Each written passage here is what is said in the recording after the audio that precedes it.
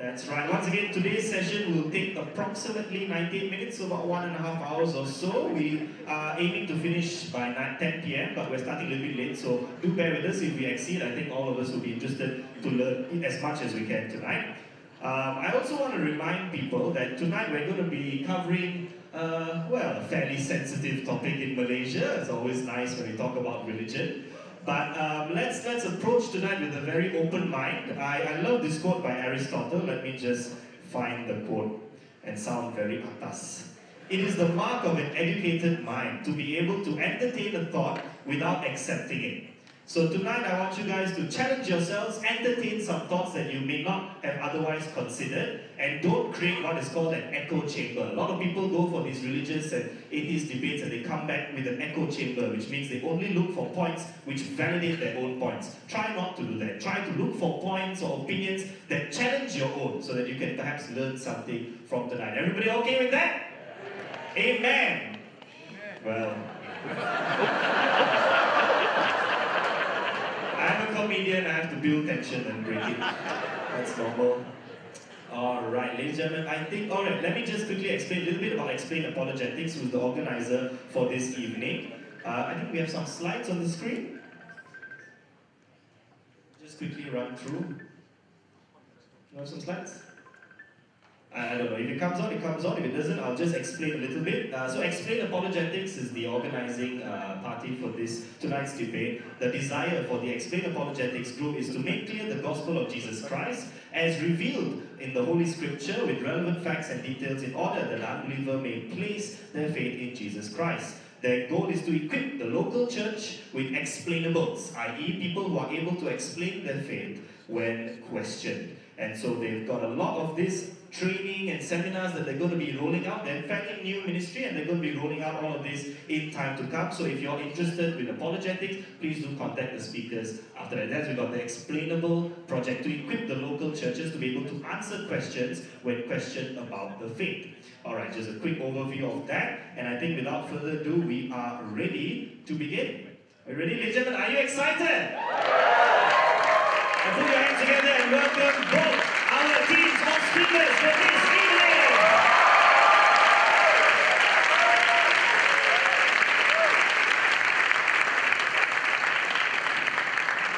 Now, no debate is complete without a good moderator. Can you also put your hands together for Dr. Phillips Poh, our moderator for this evening. Thank you, Dr. Phillips.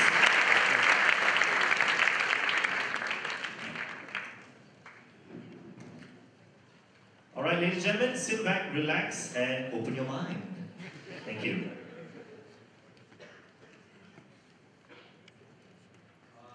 Pastor Sam just recruited me, so I'm brand new as well.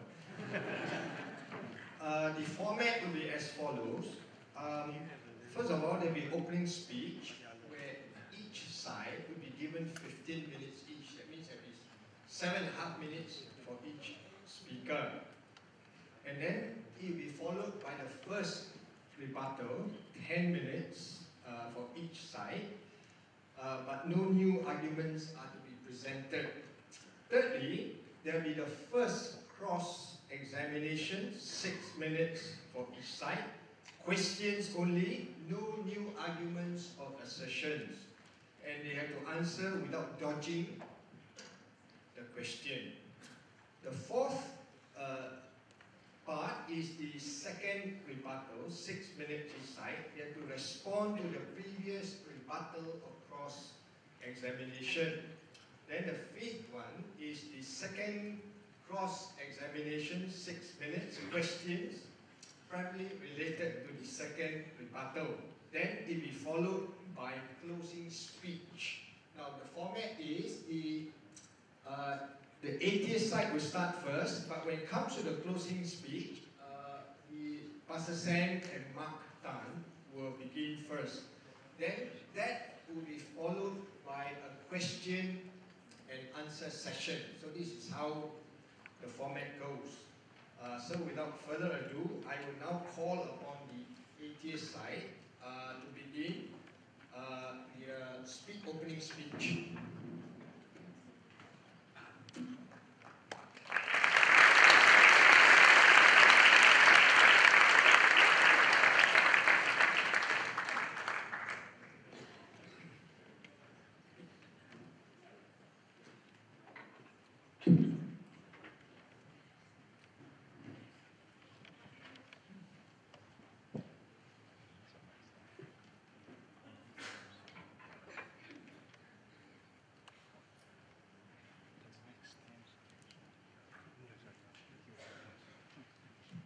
Testing.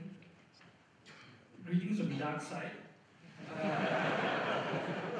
Before I start, I'd like to thank Samuel, Mark, and Explain Apologetics for inviting us to this debate. This is the third such event we're having, and we're glad we're having an open dialogue like this, where we can understand different points of view. Today, Willie and I are representing MASH, the Malaysian Atheists and Secular Humanists. We're a group of atheists whose purpose is very relevant to today's debate. We believe in improving humanity in a secular way, which Willie will talk about later. Now, obviously, we don't only want to prove that it's possible for one man to be good without God. Everyone probably agrees that Bill Gates is a pretty good person, especially after leaving Microsoft. He donates a lot of money to the world, does a lot of charitable causes, gives to the world. Now, even though being an atheist. Now, this debate centers around the word good, and Oxford gives us two definitions for it. That which is morally right and benefit or advantage to someone or something. Conveniently, we believe as secular humanists is essentially that whatever benefits the most people is what is morally right. We believe that it should be possible for mankind to achieve a consensus on what benefits the most people without resorting to religious commandments. Now, morality as a concept is something that only exists when two or more people are involved. A hermit who's never seen another human being or interacted with anyone would not even come up with concepts such as don't kill or don't steal, because they do not have to even answer those kinds of simple moral questions. Morality only comes to be when people start to come together as societies, and we're going to be looking into that starting from the most basic units, the family. Now, the love of a parent to a child, I'm supposed to switch slides now. Oh, sorry, I missed that signposting. The love of a parent to a child is called the strongest bond of unconditional love that is. Even God is always characterized as a loving father and who loves his children, to give people an idea of the kind of love that a parent or God has for his children. And we all agree it is right and good for you to love your child and to protect them. But where does this love come from? Now, parents, when you get your newborn baby, you don't look at the baby and make a conscious, reasoned decision that I'm going to love this baby for the rest of my life. It's something natural that comes unbidden. You know, it just happens. Now, why does this happen? No, to figure that out, we can also look at another class of individuals we often ignore, animals. Animals don't explicitly reason right and wrong, but they also display tendencies that we associate with goodness. They also love their offspring. They help one another in their groups. They share resources. So from what we can see here is that the basic building blocks of morality started with our basic biology. Now, it's so much known to us, we have many ideas on what gives us a biological imperative to be moral. We are more altruistic, which means being concerned for the well-being of others, especially to our own relatives compared to other people. We tend to favor our family opposed to strangers because they share our genes. They are our flesh and blood. And this also tends to lead towards our own natural nepotistic tendencies, which I'll get into later. And we also have reciprocal altruism. Now, reciprocal is when you return good for good and bad for bad, when you basically scratch each other's back. Now, that explains how helping others in return will also help you, because when you're in a basic community, when you help your brother will return the favor sometime later, usually, if he's a good brother. And altruism can also be seen as a form of abundance. Now, because I have so much to offer, I can help other people without disadvantaging myself. Now, this is a good trait to exhibit in nature, because it shows that you can care for more people, you can provide more, and it's what people look for even now when you look for a desirable mate. You look for someone who's kind, who's helpful, who can help out.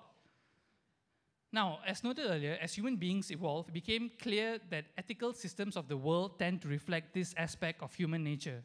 The Old Testament, for example, admonishes us to honor our father and mother, and Confucius asks us to value filial piety, which is love and respect for one's parents and ancestors. Likewise, humans also evolved this trait to reciprocate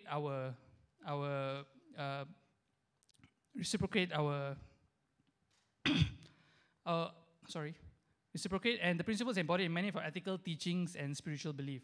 We like to believe that justice will be balanced, that the scales of justice will be balanced, and this is This is shown by having the belief that God rewards and punishes behavior, and also either through a non-God-like karma, for example, that will just come back and hit you in the head someday. Now, our natural impulse alone doesn't paint a full picture of morality, as it doesn't answer why we wrangle over what is right and wrong.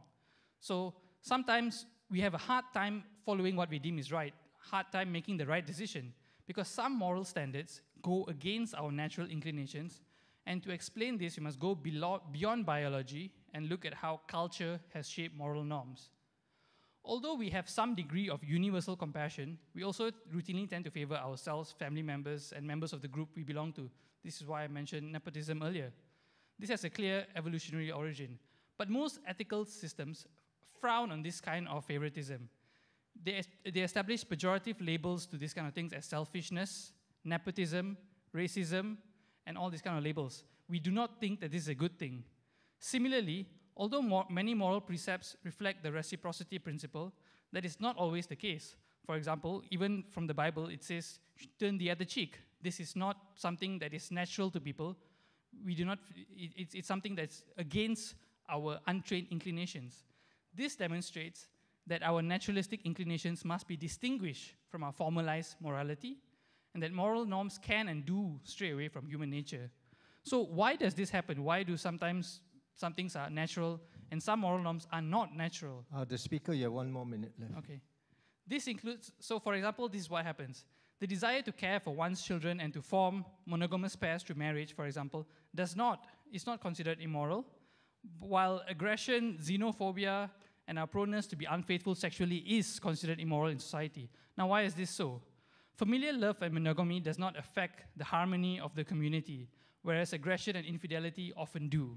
This brings us back to what morality actually is. It's a human-made system of favoring those tendencies that facilitate group cohesion, while disfavoring those that are socially divisive. Morality is a way of controlling our natures rather than a mere reflection of those natures. Now, yeah, I'm going to pass this on to Willie because I'm running out of time. So I'm going to hold this mic for you. How are you going to put it down? Put it across.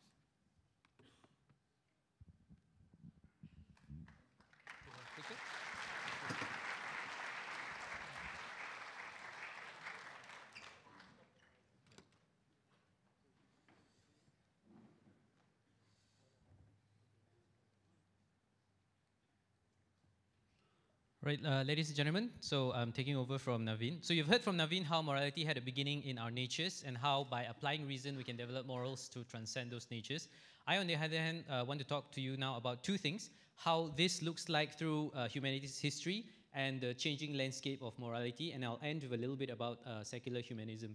So firstly, how did living conditions change through history until hundreds of us here today can gather in a room and talk about philosophical things like good or whether God is necessary for it?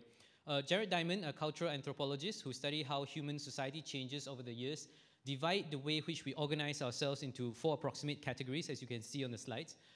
We have bands, tribes, chiefdoms, and states. So we started off with nomadic bands, which was the most common way humans lived very, very long ago.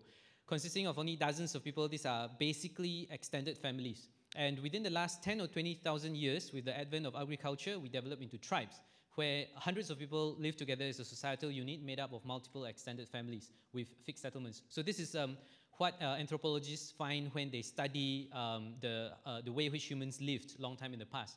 Now, bands and tribes did not have formal institutions or laws. When it comes to resolution of conflict, they relied on family connections. It's easier to kill a stranger than it is to kill your brother's wife's brother. Right? So tribes also sometimes had a trusted big man who was not a king, but he helped negotiate conflict, trade, and so on. And this eventually evolved to chiefdoms, where we started centralizing authority and the right to use force in one person, hereditary chief or king. Tributes are paid, and non-reciprocal wealth redistribution began. I'm guessing the king redistributed a lot of wealth to himself. And with conflict resolution also centralized, humans began to live together in the thousands. So this is all about numbers, right? How can more and more people live together without killing one another? And this obviously introduced the problem of how chiefs justify their power. Some do this by keeping people happy through food, security, some by disarming the general population, and more relevant to us, some invented or adopted religions. chiefs claim to be gods, descendant of gods, or at the minimum to have a hotline to the gods. Luckily, Samuel or Mark here don't have designs for power despite their hotline. Otherwise, we'll see gold chains, bling, private jets, and so on. So divine right of rulership is actually a great tool to keep a chief in power. What we're most familiar today are, of course, states, which evolved slowly out of chiefdoms. Our own country is a collection of chiefdoms with a chief of chiefs whose power has been transferred to the state and its laws. Today, we refer to the laws to resolve conflicts between us, and the rule of law, which our new old Prime Minister luckily seems to love, protects all of us. Navin actually suggested that we play a drinking game with Mahathir's press conferences. Every time he says rule of law, we take a shot. But unfortunately, I don't drink. Not because I'm good, but because my genes are not so good. Now, ladies and gentlemen, that leads us to my second point. From the way human society developed through the past, we can see that there's a shifting moral standard. Back then, the most important good is your own survival and perhaps that of your family, right? But when two strangers ran into each other, there was constant fear of conflict and death. So why would humans group up into larger and larger numbers? The answer is fairly obvious. When conflicts happen, the larger group of people working together would typically win. As such, humanity naturally recognized the advantage of forming tribes, and what is good for you as an individual needs to expand to include what is good for the tribe as a whole. So large groups of humans living together allowed things like worker specialization, giving us food surplus, the ability to support artists, scientists, people who are free from manual labor and had the time to wonder why the sky is blue. And from there, you have electricity, cars, the internet. Right? It's a little bit of a stretch, a little bit of a leap, but you get my point. There are many, many good reasons why we should live together and not kill one another, and you do not need a higher power independent of space and time to tell you that. As society gets more complex, with people from different backgrounds interacting, more conflict obviously arises. The resolution of these conflicts will rely on our ability to understand each other's point of view, and from there we establish a baseline, right? Things like the Universal Declaration of Human Rights. So morality is subjective, but when it accounts for all of our well-being, that is a good thing. Ladies and gentlemen, to introduce some specific examples, I'm about to say homosexuality out loud in church. I forgot to ask Mark if this is the kind of church that is cool with gays. Tell me later, yeah? So, homosexuality was accepted by significantly less of society in the past. Yet today, those who still do not accept it talk about loving the person and not the sin. Right? The average person's perspective have shifted a long way from misconceptions like that it was a choice, some kind of mental illness, or that it could spread. Science has given us a better understanding about a great many things, and homosexuality is no exception. We have every indication that sexual orientation is not a choice but a mixture of genetic, hormonal, and environmental influences. We are pretty certain that conversion therapies or surgeries do not work. We are also pretty certain that it is not a mental illness causing the person no harm in and of itself. As this knowledge becomes more widespread and commonly accepted, society's attitude towards homosexuality has changed, as it should. Let's look at a different, less controversial example, vegetarianism. So difficult to pronounce. I am not a vegetarian. I love my meat. However, I tell people that the question of going vegetarian may one day turn me from a liberal to a conservative. No one is taking my meat away. Yet, I recognize that there are many points about going vegetarian which I cannot refute. The issue of animal suffering is one which I may be able to grapple with a little bit as long as livestock are treated humanely. However, the fact that plants are likely more sustainable than meat as a food source is one that I cannot dismiss easily, considering that I think of myself as an environmentalist. So if going vegetarian is proven as the right thing to do for the sustainability of humanity, then I should definitely adjust my moral compass to recognize it as something to embrace. And of course, today I call myself a humanist, advancing the goals of improving the well-being of mankind. But if aliens were to pay us a visit tomorrow, and they turn out to be pretty nice people, I currently cannot find any reason not to expand my humanism to all-sentient beingism. So I hope we have shown you how godless heathens like ourselves establish an understanding of good. However, there's one last thing that we'd like to point out. It's better to do some things our way. Take Malaysia, for example. We're a nation of many races, traditions, and religions. What is mandated in each of these belief systems may not be in another. I'm sure none of us wants to be subjected to a law based on another person's religions, dogmas, or beliefs. You've got one more minute. That may be contrary to our own. So what is the common ground on which we can decide what is good or bad? In such a society, shouldn't the way we determine society's laws and norms be based on applying reason and conversation like this to figure out what is good for all of us in the here and now, religious or irreligious, Christian, Muslim, Buddhist, Hindu? And that, ladies and gentlemen, is what secular humanism is all about. We honestly don't care if you're an atheist or not. If you believe in the cause of improving human life in a secular, rational way, we would love it if you would join us. Talk to Navin, who's our president. Thank you.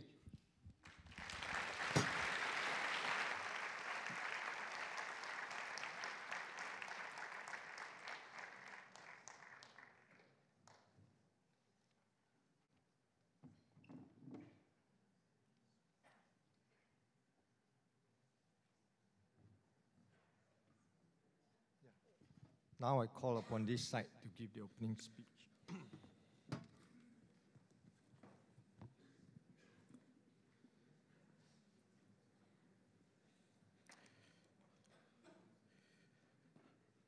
Good evening. Well, it gives me pleasure to welcome both the godly and the godless to this wonderful church of all places.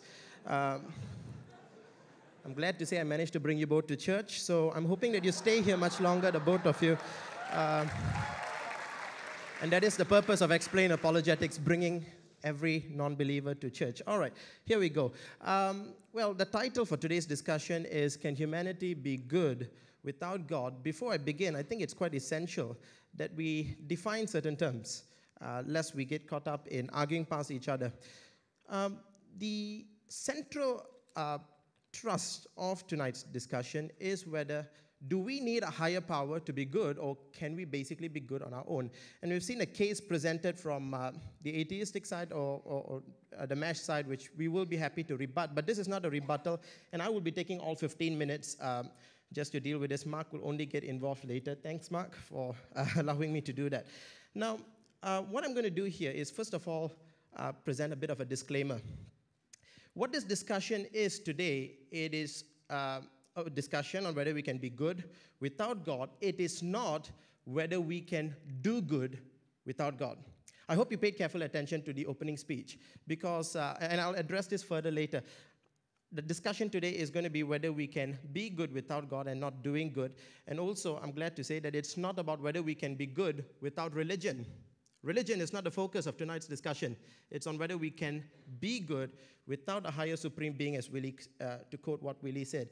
Because if you look at it, I totally agree with what Willie and basically Navin said, that there have been many people who, without belief in God, have done a lot of good things. Notably, Andrew Carnegie, the industrialist who said in his own words that he got rid of theology and the supernatural, and in return basically contributed his wealth towards, from the rail to universities, schools, and so forth, gives us an example of how people who don't believe in God can actually do good things. So that's really not the discussion tonight.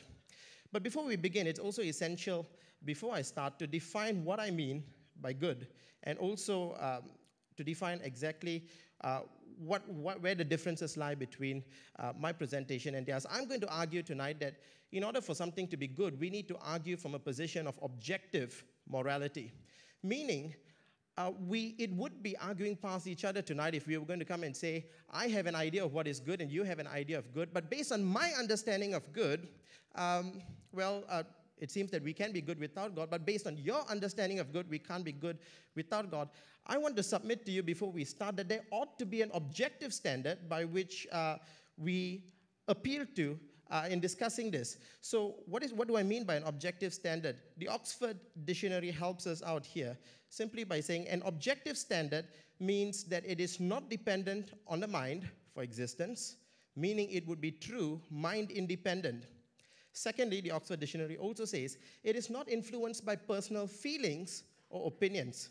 So not mind independent. It's mind independent and not influenced by personal feelings. So with this in mind, let me present to you three arguments. Two of them are going to be philosophical in nature.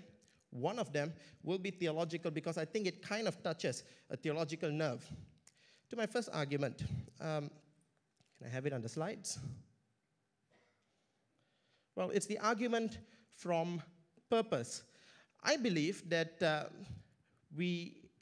premise one, nothing or no one can be objectively good without an objective purpose. I've already defined what I mean by objective, so I don't have to get again and define it. Nothing or no one can be objectively good without an objective purpose.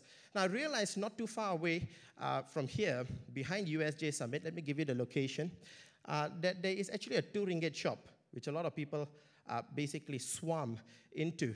I can see some of you already taking down notes. This is You certainly know what's good for you. But the point here is that when you go to the 2 ringgit shop, what I realize is it's astounding is that they even sell knives for 2 ringgit.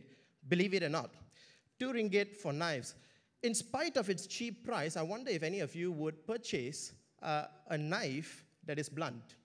Would any of us purchase a blunt knife? You wouldn't. In fact, you would categorize a blunt knife as being not good, bad. But the question is why?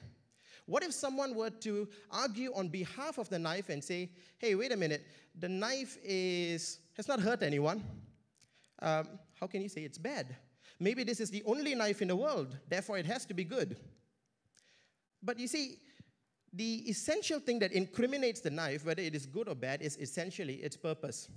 The knife's ability to achieve its purpose makes it good. The knife's disability to achieve the purpose or to fail its purpose is basically what makes it bad.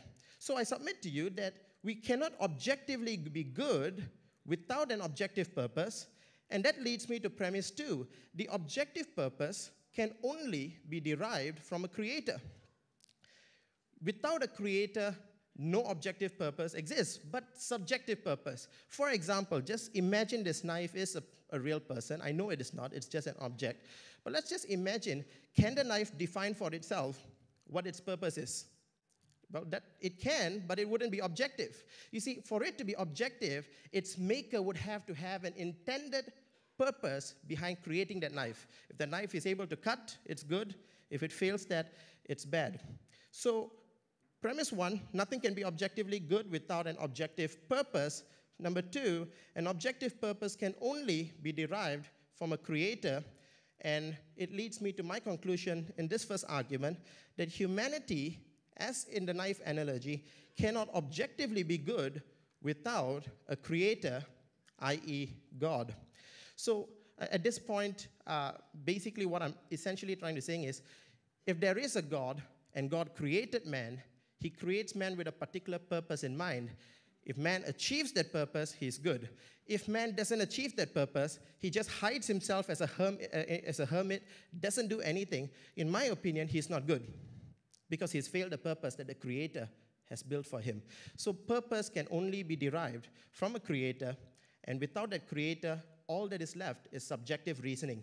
Your reason for existence is within yourself, and so is mine. We cannot arrive at an objective standard.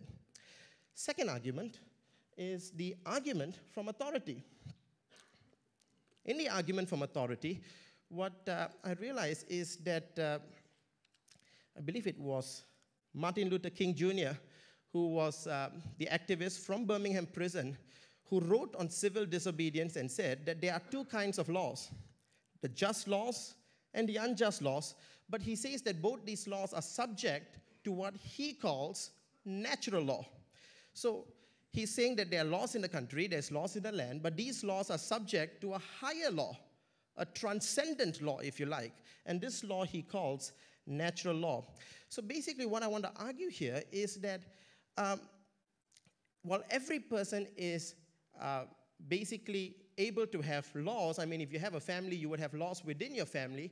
What if your laws were unjust? There would be a higher law that you were to appeal to. For example, if a father has a house in which he says it's okay to hurt and abuse his children and his wife, that would be a law that applies to the house. But wait a minute, that wouldn't really be good because there is a higher law, namely the law of the land.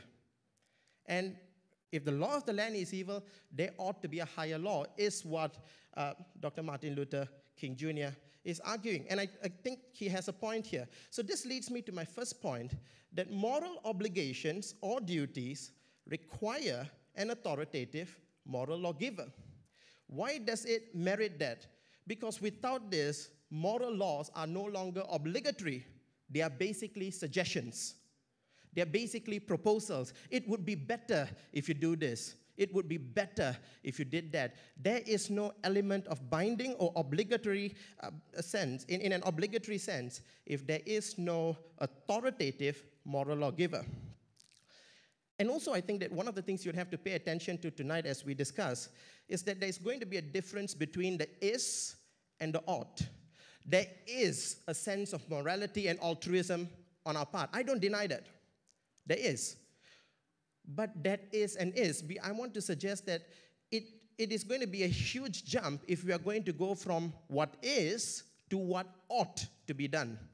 Just because we have, for example, an altruism that gives us empathy to one another doesn't give us the jump to say, therefore, that one ought to do that. So unless, of course, you have an authoritative moral lawgiver. So what I believe is that governments basically don't invent laws. They discover these laws that already exist and basically affirm them. And as the American Constitution says, we hold these things to be self-evident, that all men are to be created equal, treated equal, and so forth. My second point is that God is the only authoritative moral lawgiver.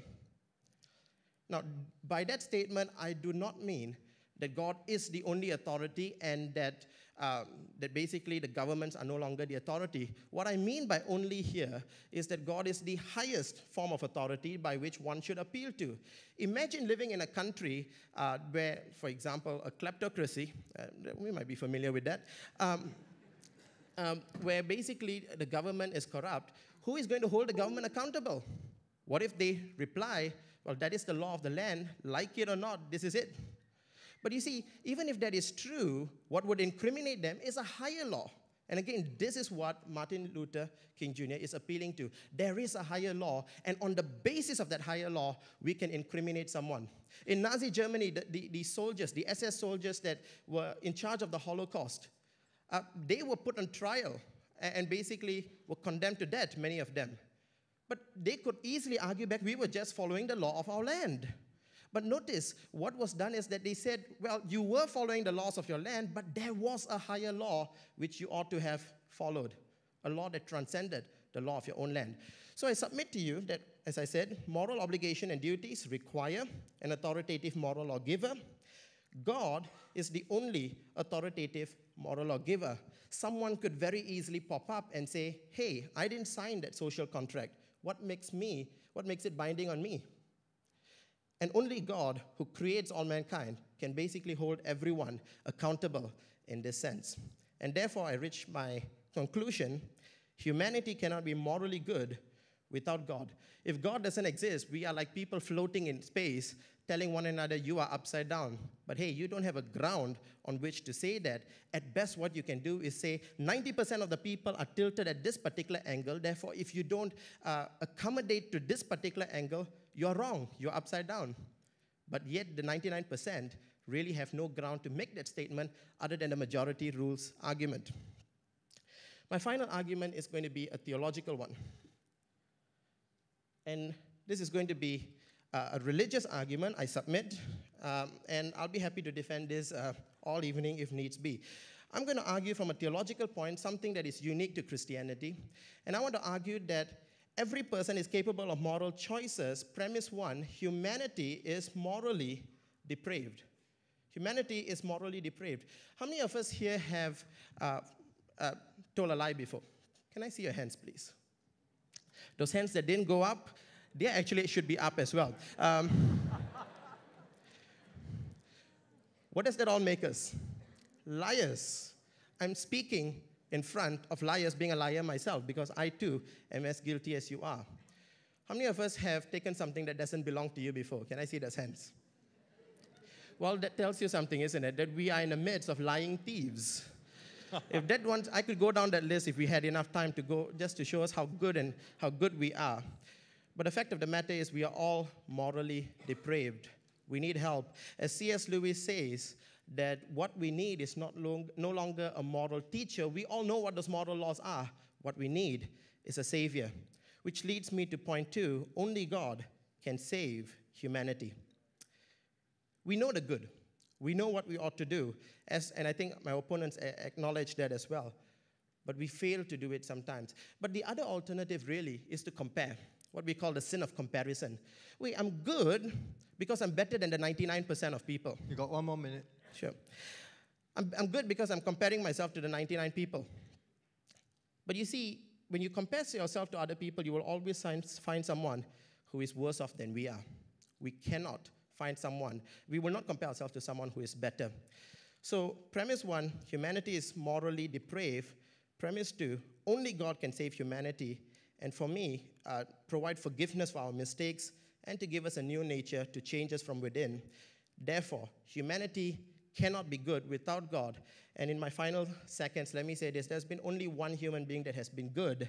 His name is Jesus Christ. And I appeal for all of you who haven't put your faith in him, perhaps it will be a wise thing to consider that. Thank you.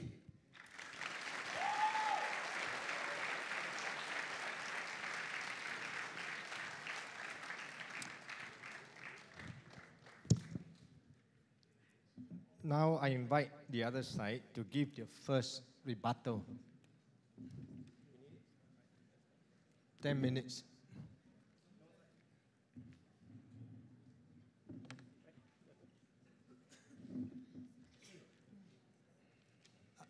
Willie, are you going to take the full 10 minutes or are you going to split? You're taking the full 10 minutes.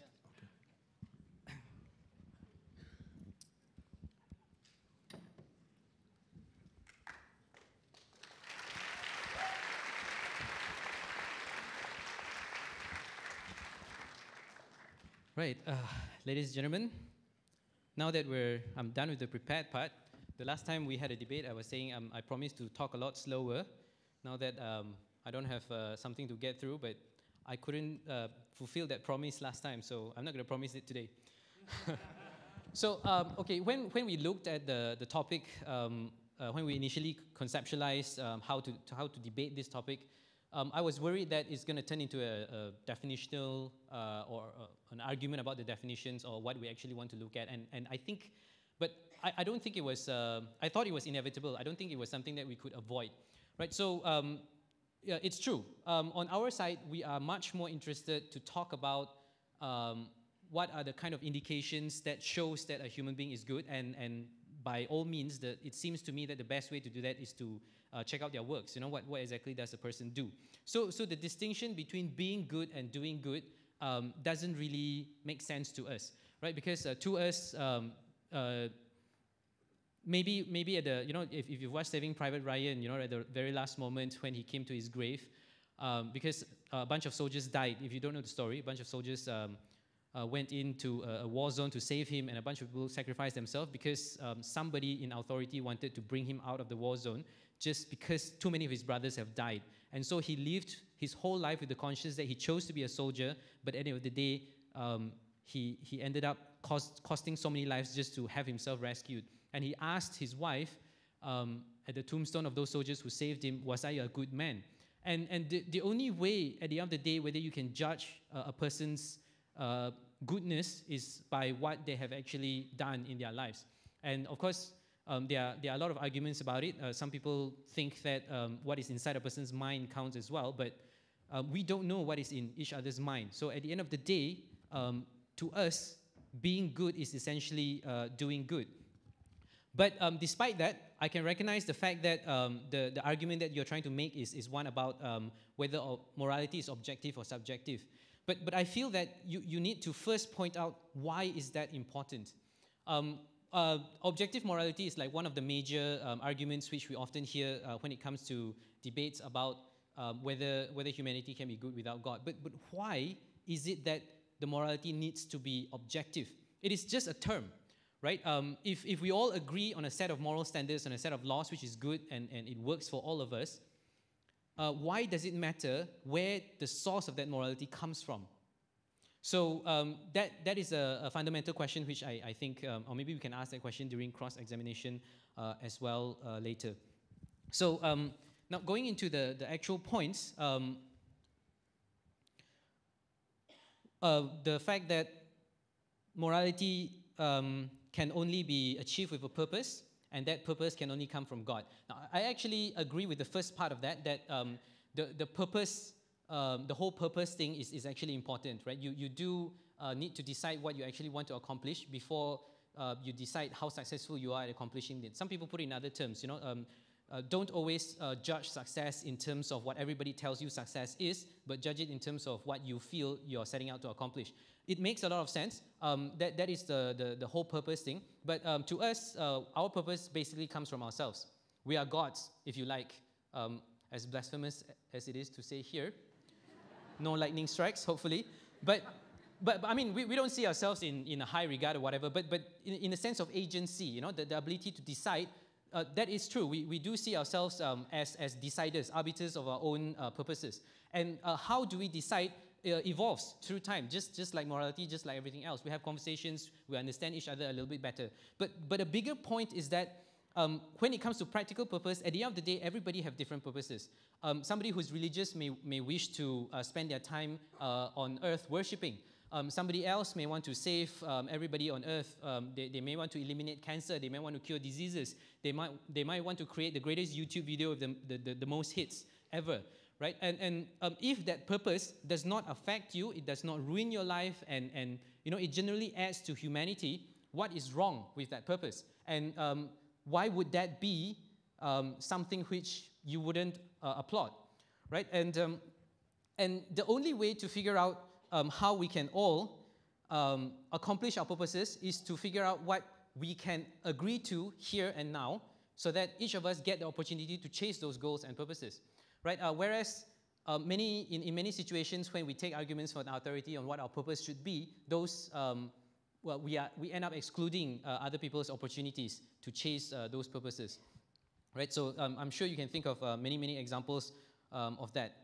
And with the analogy of a knife, true, the maker of the knife decides to make the knife for cutting purposes, but MacGyver comes along, you see, and he decides that it makes a pretty good screwdriver as well. Going back to what I said earlier about the purpose, right? If somebody comes up to me and you're 20 years old and you're full of energy and whatnot, and you say, I know exactly what I want to do with my life, you're going to go like, rubbish lah. Right? You know that throughout your life, you're going to have many epiphanies, you're going to have many experiences, and that's going to adjust what exactly you feel you're going to do with the rest of it.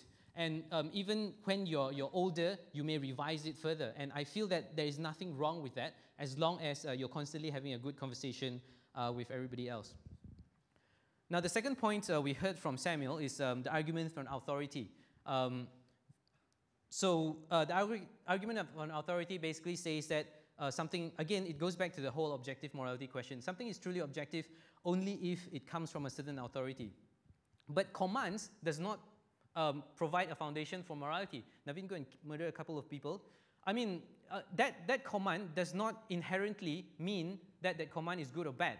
Right? If I were to create a robot who doesn't question his commands, and the robot's main purpose is to go around murdering as many people as possible, that does not make a robot who follows my commands good, and it doesn't make a robot who doesn't follow my command bad.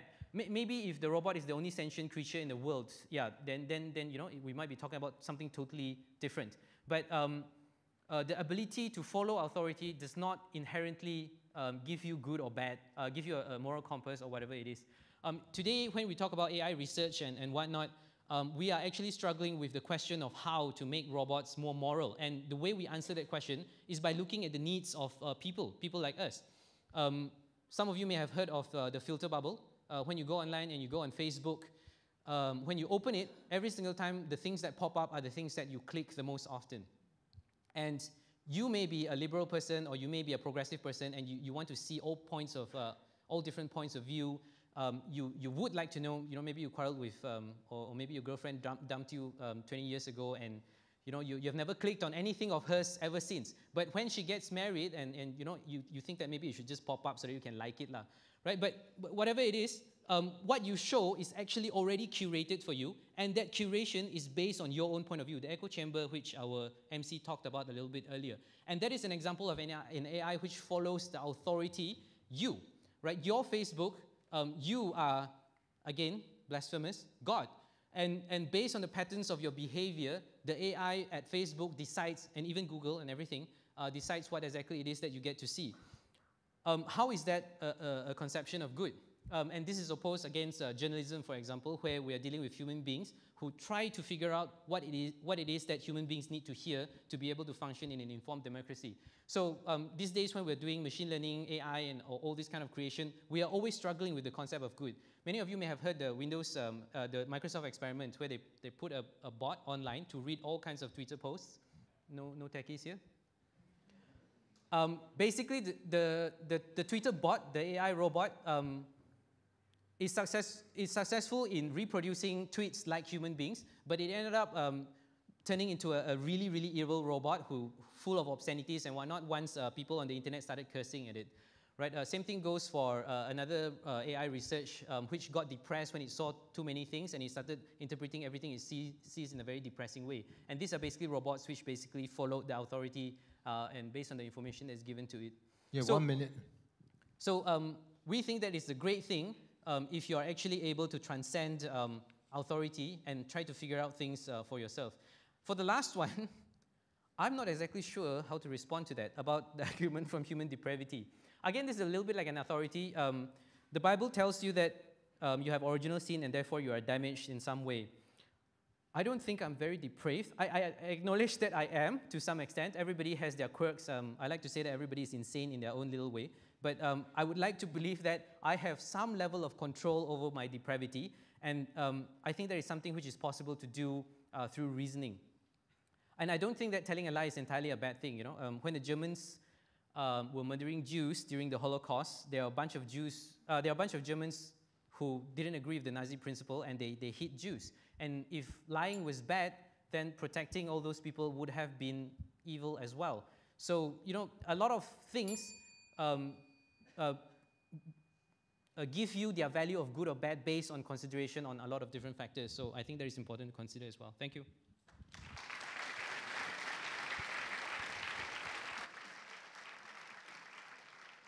Are you going to take 10 minutes? I'll take 7, you take 3. Okay, so he will take 7, Sam will take 3 minutes.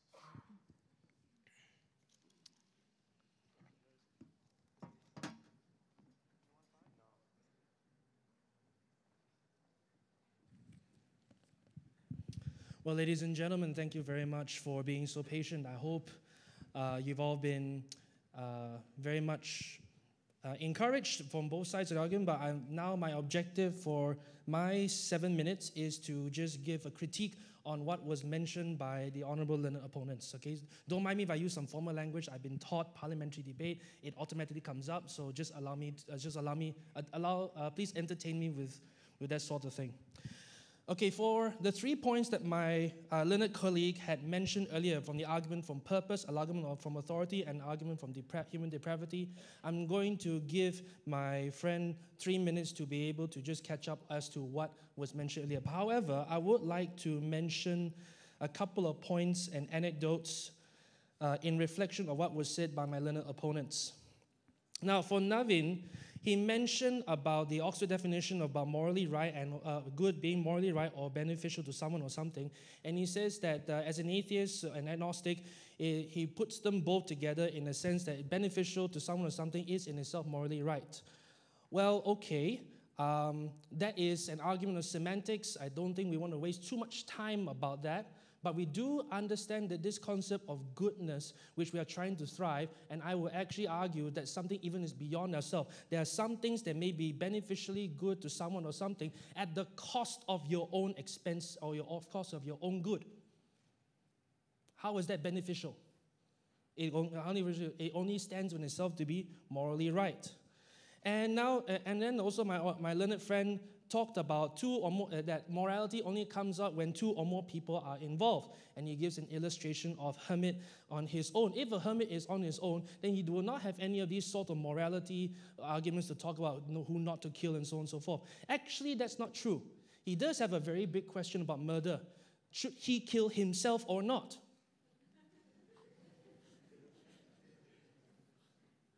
So, because he himself has something to answer for in his own life, the question therefore is, where does he get this moral objectivity and the value of his own life? This is where I would propose a moral lawgiver, a creator, a person that adds value, a person that actually brings up the idea that we do hold these truths to be self-evident, that all men are created equal, even when a majority of people thought a minority of people is not worth listening to or not worth their own life. Why? Because there's something that's even above the majority. And this is why I will appeal to you to be God.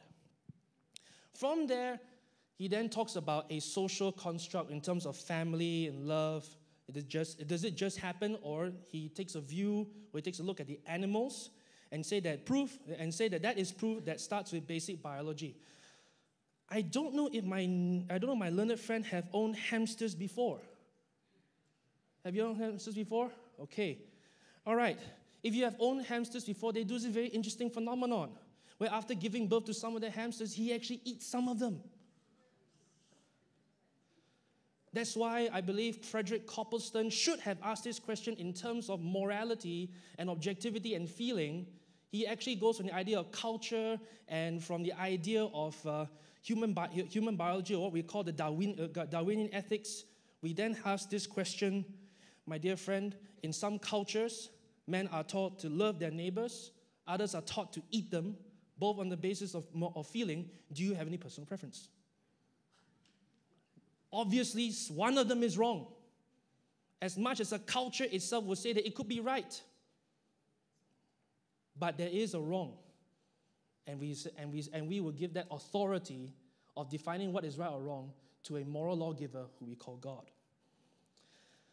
Reciprocal, he talks about altruistic thought, reciprocal altruism. I don't think I want to spend some time. I want to spend some time in that. I actually appreciate what my learned opponent Willie had mentioned. Now, I would like to mention that Willie has actually taken the time to only give an epistemology as to how morality could possibly come out. I don't think that is what the question is proposing for an argument. We are actually talking about the ontology. Where does this concept come from in the first place? Now, if he goes on with this idea that bands that works together, helps one another, then they define who's an ally, who's an enemy, and then from there they kill the enemies, and then they grow bigger to make a tribe, and then for tribe they'll use what we will call, or what they might call a lie in terms of religion, and then you'll give power to the chieftains, and from there we make states. This is actually a very nicely put dialogue about Darwinian ethics. Now, this kind of Darwinian ethics, I must say, it comes from justification only from within itself. And this is a little bit scary, because why? In that same argument, we can actually logically agree that Thanos' purpose, Thanos' power, Thanos' goal in life to kill half of the galaxy's population is actually logically possibly good. Oh dear. I thank God he's not God. Now, he brought up two very interesting topics and what will actually might peeve possibly the Christian population, because it's a very sensitive topic about homosexuality and veganism, which I will be with him in the sense that I will not give up my meat. You got 1 more minute. But the actual argument but the actual condition of when we want to talk about homosexuality and vegetarianism is not the question of whether it is right or wrong to be homosexual in the first place, but whether it is right or wrong to actually do homosexuality in the first place, which we will need to talk about it another time. However, I would say the objective moral obligation that we have is that whether a homosexual or a vegan were to walk into a church hall or in a location or in city hall or in any court of law, we have this truth that is self-evident to say that their lives, their vegan, their homosexual lives are equal in value, equal in opportunity, and equal to have a hearing. This is something that transcends even the moral framework. Now, given I don't have enough time, I actually have a few little anecdotes about what Willie had said, but I should take it? Okay, mashallah, I shall take it.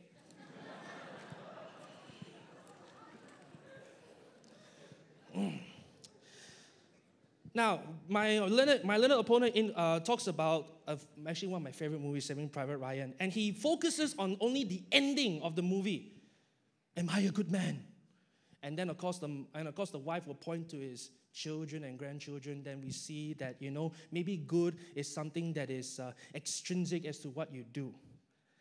But he forgot to mention the beginning of the movie, where the marshal of the army actually looked at the case study and say that, okay, by my authority and for the purpose of bringing hope into this country, I will ask a squadron to go in and save this Private Ryan. It is by that purpose and by that authority that that team actually was willing to give their own lives to save Private Ryan. That's why there is a link from purpose to authority. Why is my learned friend asked the question, why is objective morality important? And then he gives a proposal or a reflection on what we actually call to be Epicurean thought. Epicurean thought is that the purpose of life is whatever that just makes me happy.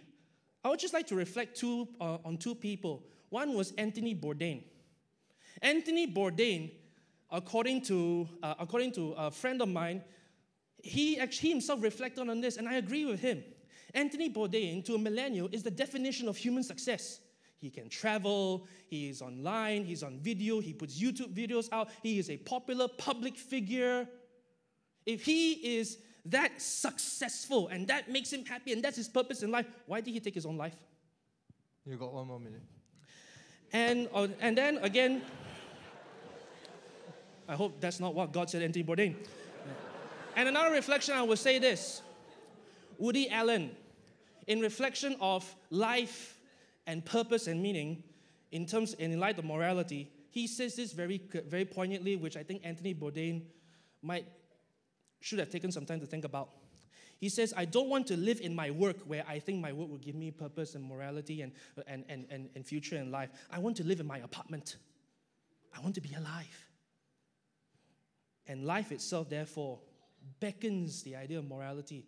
And therefore, morality comes from the one who gives that life in the first place. My learned friend Willie acknowledges that he is depraved, although he has control. I agree. But I want to ask about his depravity. Not in detail, but just one question. Says who?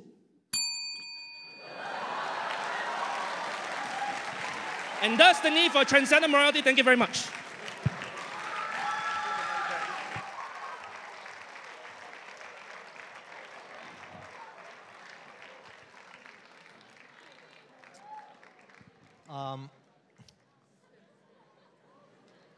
Okay, now we go to the first cross-examination where each side is given 6 minutes. Questions only. They are only allowed to question each other through this cross-examination. No new arguments, but just to ask the other side questions. So I now open it to the other side to ask questions to this side.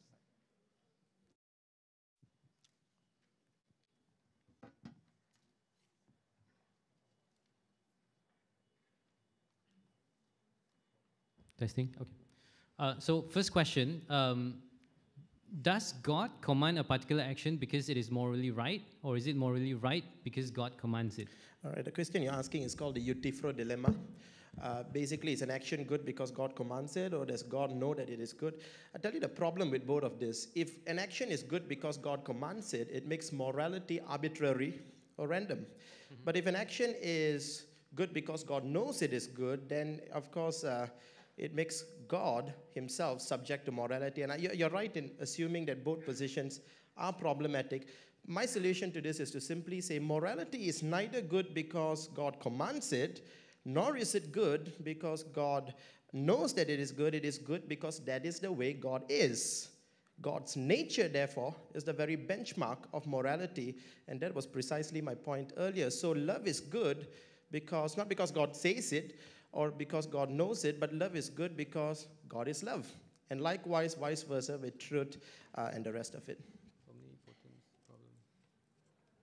So if God's nature is good, that would mean that God would be unable to commit acts of evil, right? No, you see, the problem is a definitional issue, Willie, because when you say God would be able to commit actions of evil, you're bypassing the definition I put forward, which is that God's very nature is the benchmark of good. So God is not loving because he chooses to, because that is what he is. So I think the question is a bit of a misunderstanding.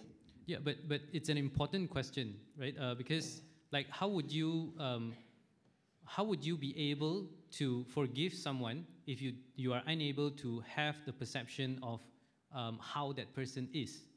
And if you are unable to have a perception of someone who is evil, then how would you You get what I mean? I don't. How would you be able to perceive, like if you're unable to lie, how would you then be able to fairly deal with somebody who is capable of lying, or somebody who has lied? Yeah, so basically what I would say is basically God by nature is truth, and that's what makes truth true. But for me, sin, and basically that's your question essentially, right? Sin is basically an attack on God's nature. So it's important actually to realize that the Bible actually says about Jesus who became man, that God made him who knew no sin to become sin, in the sense that he carried our sinfulness. So the point I'm trying to get across is that there is no relational knowledge on the part of God. And you heard me right. I don't believe when we say that God is omniscient, he knows all things. That is not the definition of omniscience. Omniscience simply means that God knows all propositional statements. But when you talk about relational knowledge, God doesn't relationally know what sin is. You're right.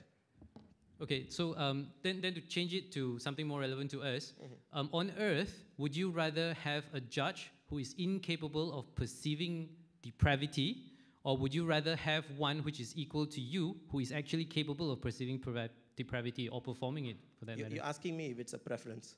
Yeah, your preference on earth. If it's on earth, could you repeat the question again, please? On earth, yeah. If you had committed a crime, or maybe you were accused of a crime which you didn't commit, would you rather have a judge who is capable and capable of performing or understanding depravity, or a judge who is completely incapable of perceiving or understanding it? Again, you're presuming, I guess, from your question, you're asking me a question about my preference. Let me put that aside and basically just say that, when you presume that, well, because I think essentially the Christian doctrine is that God understood that when he became fully man. So, in a sense, I think Christ is able to empathize, and I think that's what the book of Hebrews is trying to say, that he fully is able to sympathize with man. So we do have a judge who is able to sympathize, who has been, according to the book of Hebrews, tempted in all aspects, yet without sin. Who is in his human nature. My point is, he was able to do those things, tempted in those very things as we are. So he is really the judge. So my point is, based on the human nature of Christ, he kind of is able to distinguish that. So I think the question is, I don't see how the relevance of that question is. Yeah, but you didn't answer my question. No, I told you I wasn't going to answer it because I had no preference on the matter. Okay, let's move on to the objective morality thing about authority. So are you saying that if God does not exist, you'd run around murdering and stealing things? In fact, it's not me that's saying this, but actually Richard Dawkins, the champions of atheism, who says this. He says, the universe that we observe has precisely the properties we should expect if there is at bottom no design, no purpose, no evil, no good, nothing but pitiless indifference. So really, I'm with Richard Dawkins on this one, although he's not my fan, as you'll rightly assume. But I'm saying that this is what atheism is. When you stare at the face of atheism, when there's no God, basically every man lives for himself. What is preventing me from killing someone else if it would advance my own family, for that matter? One more minute. Right, so you didn't answer my question again. Okay, so do you then, so I'm going to assume that you're not going to run around murdering and stealing things if you don't hear a commandment from a higher authority. Then in that case, is objective morality just something which is beautiful, like it's better to have, or is it something which is completely necessary for a human being to be good? I don't understand the question. You want to tackle that?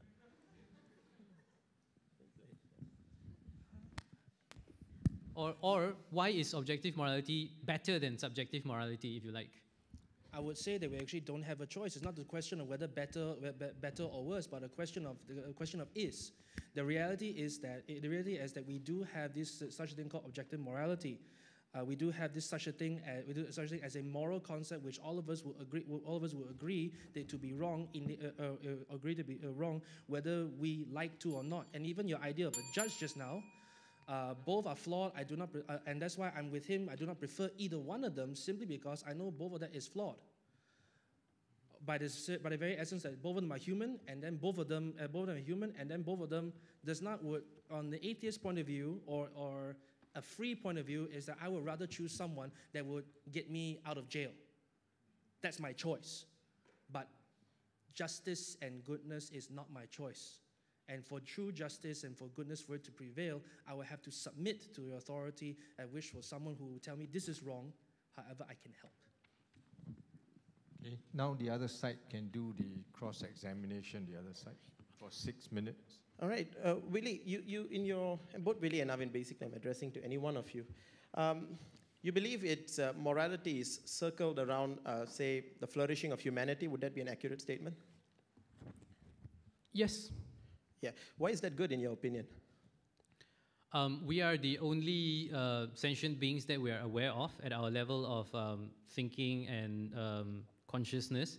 So the only way to understand how the universe functions, what we should do if there's a higher purpose or whatever it is to continue having this. And therefore, any goal which advances the ability for more humans to be able to participate is a good thing. Yeah, you're saying, if I understand you correctly, you're saying basically the flourishing of life is a good thing because that is our purpose. My question is, who gave that purpose? Why is it good?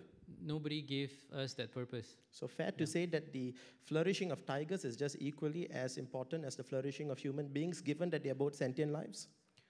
I wouldn't agree because we are able to demonstrate the fact that we are more conscious and we are more intelligent, if you like, than tigers. Tigers is not aware of the fact that there's an Andromeda galaxy which is hurtling towards us and is going to hit us in a couple of million years. We are capable of perceiving it. If aliens arrive on Earth, we are capable of interacting with them. So, yeah. So on the basis of us basically having a higher sentient value, as you put it, that simply gives us more of a right and value of being here than, say, other sentient creatures?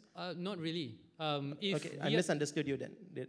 I mean, like you were talking about the comparison between consciousness, right? So that's my answer. But in that, the environment on the Earth is really, really important for our survival. As in, even if you care only about humanity, you still need to preserve Earth as it is. I would put that equally. I put other things equally as important, like making ourselves a multi-planetary civilization, for example, right? But the fact that we have to maintain a functioning ecosystem of Earth is very important as well. You say we need to preserve Earth. Where does that obligation? I hope you understand where I'm coming from here. Where does the command come from? Where does the trust of it come from? You are basically, if I'm right, help me get this if I'm wrong. Is it fair to say that your position is basically arbitrary just because we are here? That's why it has to be that way. No, it is not arbitrary. I mean, it doesn't come from anybody, but it doesn't make it arbitrary. If tomorrow is Father's Day and I decide to celebrate Father's Day and I decide to spend time with him, today. It doesn't make my decision arbitrary, right? It is a thinking decision. So my purpose doesn't come from any particular source, right? It's not commanded to me by anything, but it is something which I've sat down, considered, thought my whole life about, right? So that I don't think is arbitrary. I don't think is a fair word to use for that. All right. Presume a world in which, for example, if for the flourishing of humanity, you're familiar with eugenics, right? Right. Imagine a world where, for the flourishing of humanity, if, let's say, the sciences were to prove, for example, that it would be good to terminate the lives of people who are terminally ill, terminate the lives of people who are physically disabled, just basically to promote flourishing. Why, on your worldview, would that be wrong? Because at the end of the day, the sciences prove that it flourishes humanity. Right. To have a consistent worldview, yes, if science proves it, sure. But science will never prove that, right? Like science, there's a lot of hypothetical situations. There's this cannibals on a boat thing. I'm sure you've read of that before. Science does not try to measure the value of human life. I mean, the best we can do is like one life versus another, but there are positive effects of having people around. Stephen Hawking is the best example of that. Somebody who supposedly is unable to interact by every measure or has a reduced capacity to interact, still managed to write awesome things and make awesome observations about the universe. So you cannot predict which human is capable of what. The fact that our consciousness, we are unable to compare our consciousnesses or measure them against each other, tells us that we should be respectful and open to everybody's opportunity towards that. That's back to the rebuttal I said earlier about different purposes and making sure everybody has the opportunity to advance theirs. And you're also ignoring, taking into account human empathy and all these things, which we've also seen exhibited in animals like higher apes, bonobos and everything. They take care of their old as well. It's not just a simple thing. Humans are complex beings. We take into account emotions and rational decisions. So it's not just simply because it's rational. And there have been rational situations where humans have chosen the more difficult choice, the harder path, because they feel it is more comprehensive. And just because a way is easy does not mean it's the best way. One more minute.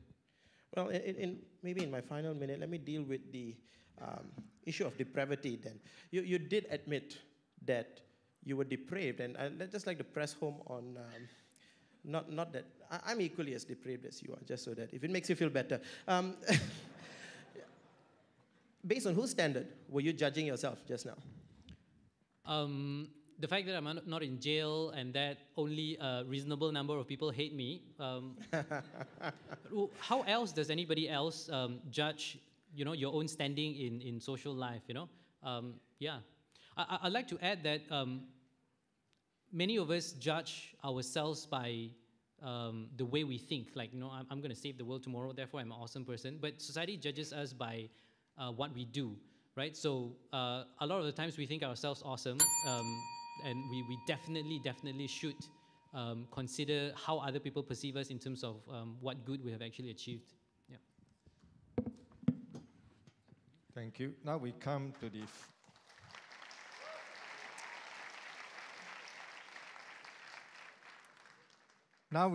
the second rebuttal, where 6 minutes are given to each side. This is to respond to the previous rebuttal or cross-examination.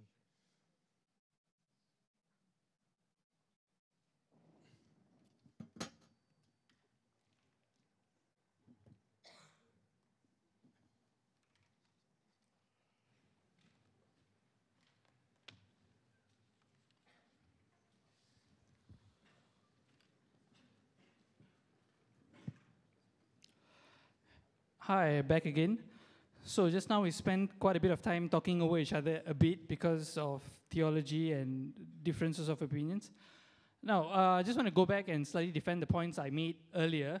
And Mark brought up that, hamsters eat their young, which was the only thing I felt that attacked my point.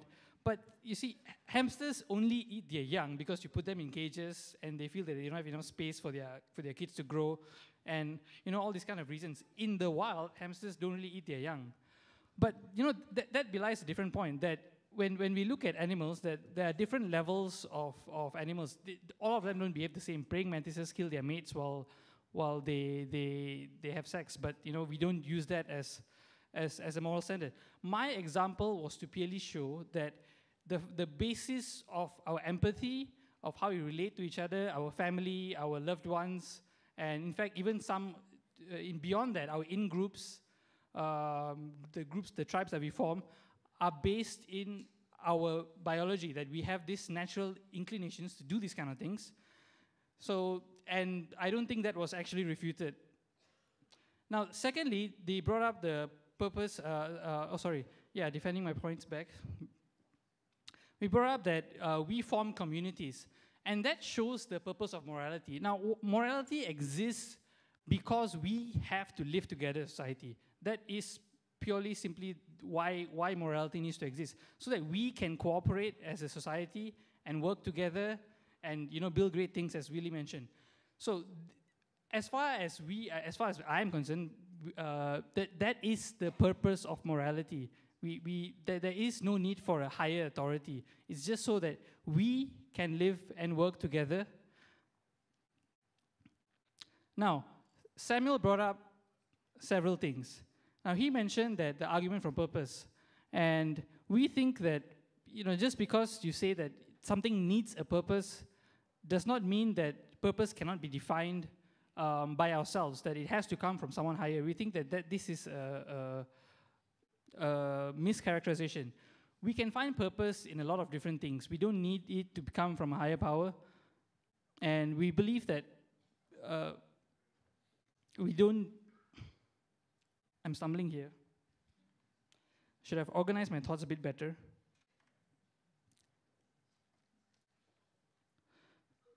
We don't need a higher purpose to tell us what to do. We are able to figure that out all for ourselves. And we have also come across this self-sacrificing altruism. Now, sometimes we do things that hurt us, that benefits others. Now, why do we do that? Now, this is an answer to the point that just because that we don't just maximize the good in the world, we that means sacrificing. Sorry. I'm going to yield my remaining time. Willie, do you want to take this?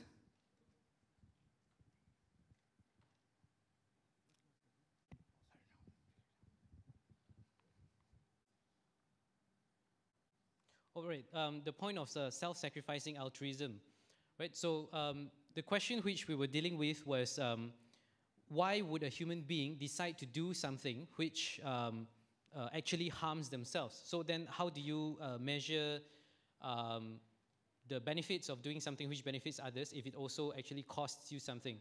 So I would say that anything that you actually do is a form of self-sacrificing altruism. If you choose to spend time like helping the community, it is time that you could spend something else. That is a certain level of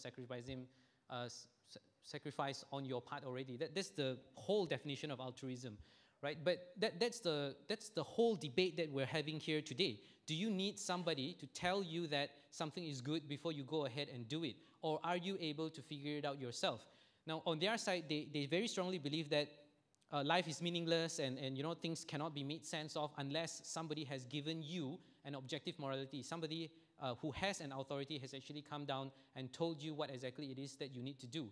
But on our side, if you agree that the state of humankind, the state of human beings in the world is something which you are able to adjudicate, and you're able to adjudicate whether an action actually advances that condition, that human condition, then you should be able to tell whether it is something which is good or not. And from there, you get to decide, right? At the end of the day, if nobody is telling you to do something because, and telling you whether the action is good or not, you decide whether it is something which is good or not, and you decide whether it is something which you want to spend your time on. And at the end of the day, if you are unable to weigh the differences between these kinds of things, yeah, one more minute. Then you spend more time, right? You talk to more people, you expand your perspective, you learn more about your fellow human beings, and you decide for yourself what exactly it is that you find important. And I guess the crux of the debate today is whether we agree that humanity is capable of doing something like that, right? At the end of the day, the decisions of one person may differ from your own. You may consider them depraved. In absence, or if you do not apply your objective moral standard, wherever it may come from, personally, you may agree or disagree with the person. But we're not talking about one or two people. We're talking about millions, billions of people around the world. And at the end of the day, what is it that we should spend our time on as humanity, as individuals, as part of a community, that we should do in order to make sure that we all have opportunities to pursue whatever it is that we decide? And at the end of the day, if you don't fit and you decide to do terrible things like murder and whatnot, society will remove you. And that is what morality essentially is. Thanks.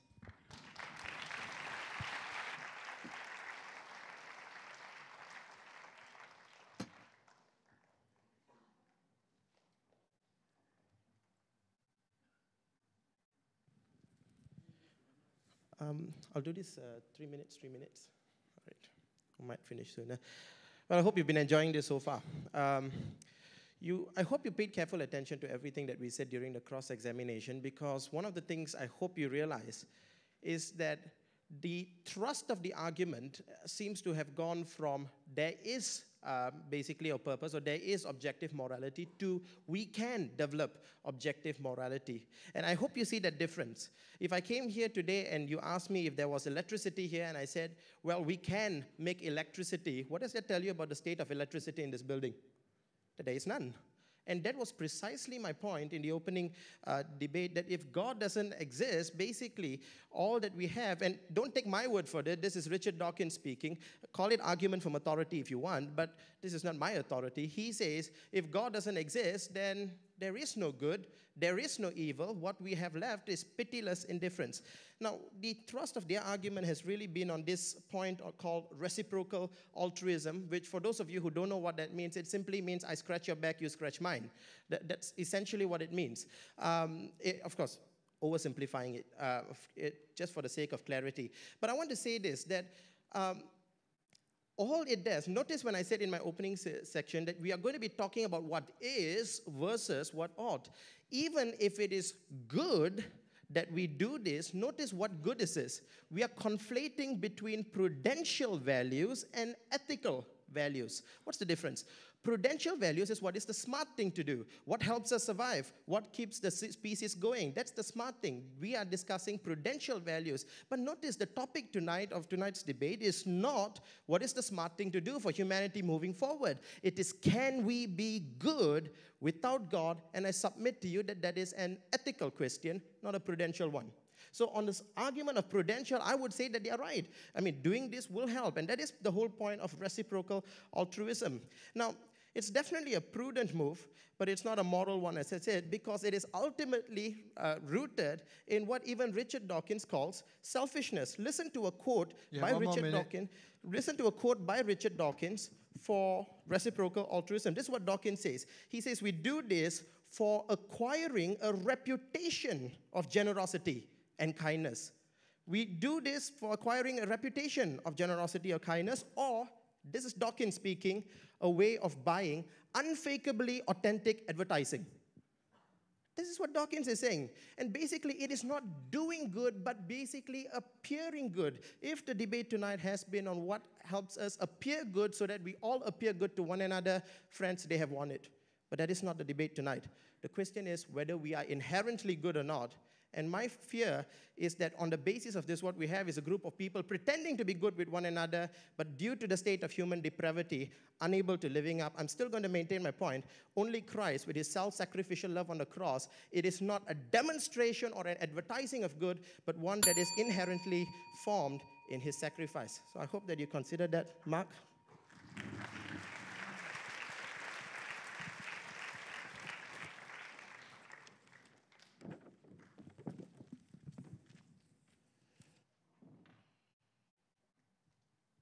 My learned opponent, Willie, mentioned about how societies will naturally find a murderer, those who will mass murder a whole bunch of people, and then take them and then slowly put them in prison, either call him to be psychologically mad, or maybe he's deserved it over. And if he did it in the great state of Texas, he'll be given the death penalty. Okay, but here's the thing: we would like the things, and that's a very idealistic framework to say the least. Whereas in the reality, if we allow a godless, meaning something that is without authority, that's above us, then nothing is enforced. In fact, if I may, just for a moment.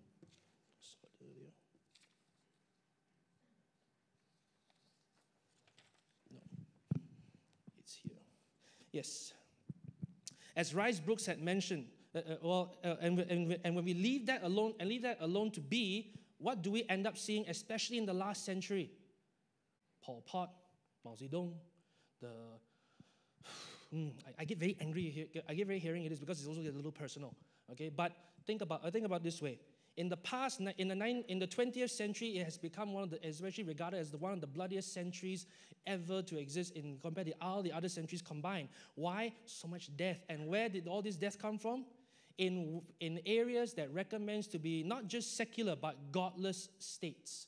We look at USSR, we look at the Cultural Revolution, we look at the Red Guard Revolution. 60 million people died per country in that place. Why did not anybody take them, put them in jail, regard them either as psychiatry mad, or maybe put them in the great state of Texas so they may deserve death?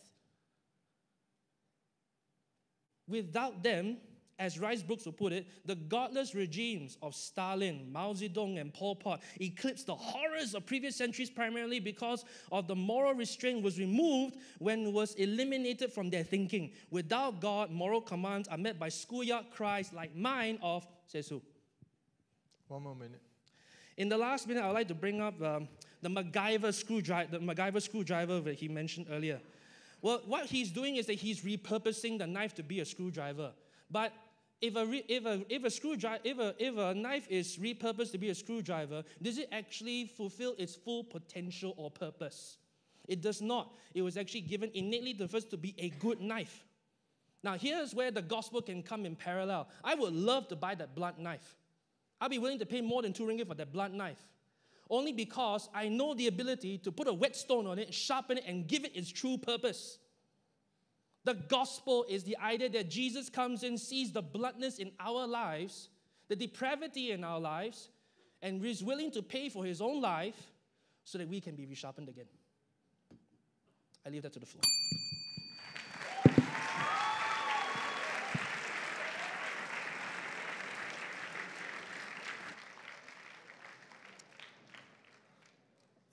Now we move to the second cross-examination.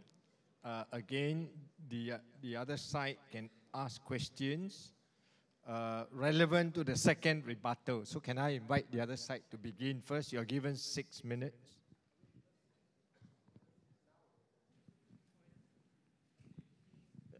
Your choice, your call. Do it now. All right. More than happy to. You want to start, Mark?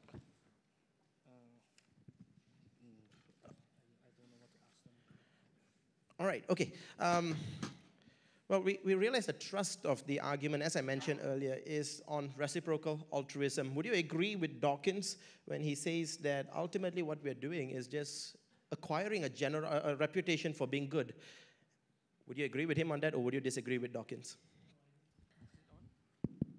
No, I disagree with Dawkins. I don't think that we just do it because to gain an appearance. Maybe Dawkins is a bit more nihilistic in his point of view, but regardless of whether or not I think I disagree with Dawkins on the intentions, we both agree on what it causes, which is that people behave good to one another in society. Right. Now, I remember asking the difference between prudential values and also ethical values. I wonder what your response will be to that, bearing in mind that all that you've been saying on reciprocal altruism is essentially the prudent move, not necessarily the ethical one. Your response? My response is it's both. It is prudent and ethical. There's no reason why it shouldn't be both. I don't think you showed why one cannot be the other at the same time. I believe I did, but you can ask me on that in the time when you cross-examine me. But back to my opening argument, I argued from the argument of purpose. You agreed, and can I say that you have agreed on premise one, that nothing can be objectively good without an objective purpose? You kind of conceded to that, Willie? Or did I hear you wrong? There was a point in your rebuttal where you said that the debate has become about where we get objective morality from. I still don't think that morality, at least the one that applies to us, is objective in any way. I completely acknowledge this is subjective. It's like I said in my speech, right? It's subjective and it changes with time depending on the needs of the people that define those ethical values. So basically, if I understand you correctly, the morality of people, say, 2,000 years ago, would be determined by their own time and their own culture, and basically we would have no say on it. It was determined by their own time. Whether we should judge what they decided back then, I mean, whether we should or should not is one thing. We definitely do it all the time. I mean, I personally think that the way people treated homosexuals is barbaric. But what is the purpose of making such a judgment call? You know, it's like looking at an ant and going like, you're an idiot. So you may feel very self-satisfied about that, but considering the lack of information and the lack of mental faculties or whatever it is, not mental faculties, the lack of knowledge or whatever it is, you cannot take them to account, but what you should do is then to use that to build upon the future morality and discourse about ethics that you have. Okay, let me narrow the question down. Say the Holocaust, was that evil in your opinion? Yes. If the majority of the people living at that time would have said it's good, would you agree with them that at that time it was good, but now it should be condemned? If I am a person living at that time, I may have a different... No, I'm asking now. Now I don't agree with them. But on your worldview, how would you condemn them? Because they were basically acting to the moral standards of their time. Because today you have data and statistics that tells you what exactly happened during that time, right? We're applying this to now. So we always build our ethics and morals based on what we know now. Right. Right? And that ethics and morals, like I said, build upon what we should do as a society now. Right? And when we look back, of course, it's not true that most people at that time thought that what the Nazis were doing was correct. But even whatever, actually that makes a very good point. You know, like the whole question, most people back then thought that many things, homosexuality was a perversion, for example, right? And you may point to them and say, hey, these people knew no better, right? But today we know better, and therefore we should have a better understanding and a better treatment of homosexuals. All right, let me push to the next point, the argument from authority. I said in my opening speech that the moral obligations and duties require an authoritative lawgiver. Now, my question is, if there is no authority behind it, what makes it binding for all men? Bearing in mind, you just said that it is subjective. So what if the majority disagrees with you? It doesn't need to be binding on all men. It doesn't need to be. It doesn't need to be, because if you murder somebody in this hall right now, 5 other people will tie you down, right? Like I said, this is the purpose of my question last time. Are you saying that if nobody tells you that you shouldn't run around murdering people, you will immediately go around doing it? Which I felt that you did not sufficiently answer that question. The fact of the matter is you won't. There are certain standards which we live by today. So the fact of the matter, the fact of the matter is that people have developed, you know, a sense of this kind of ethics and whatnot. Yeah, but basically, just to press in a little bit, what is the authority that makes it binding? Bearing in mind that basically it's just, at the end of the day, your subjective opinion in your own words. It's not my subjective opinion, because if it's just mine, nobody would take it seriously. Right? It's what we have in terms of ethics today is something which has gone through discussion.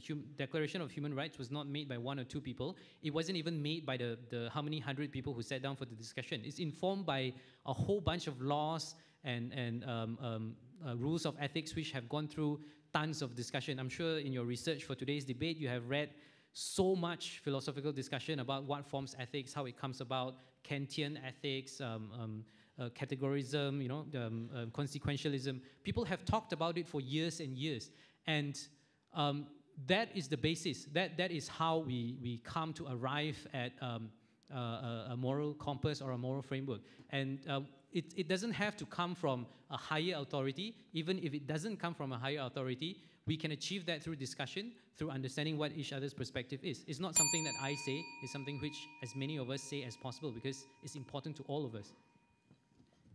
Thank you.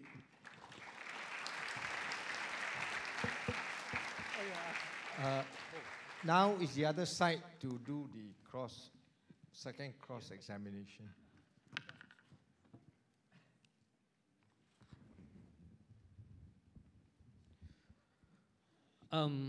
Do you have statistics to back up your point about the increase in death in the world?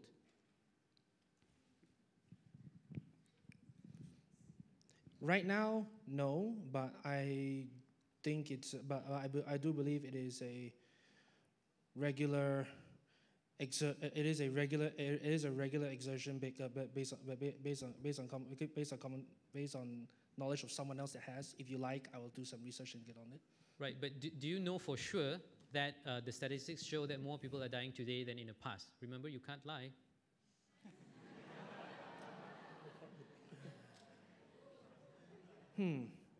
I can't, but simply because, but just reflecting on the simple idea, we have tombs of unknown soldiers, so they are nameless, countless nameless people that have still died during the past century. So I do not know, but I do know it's just rising and rising and rising.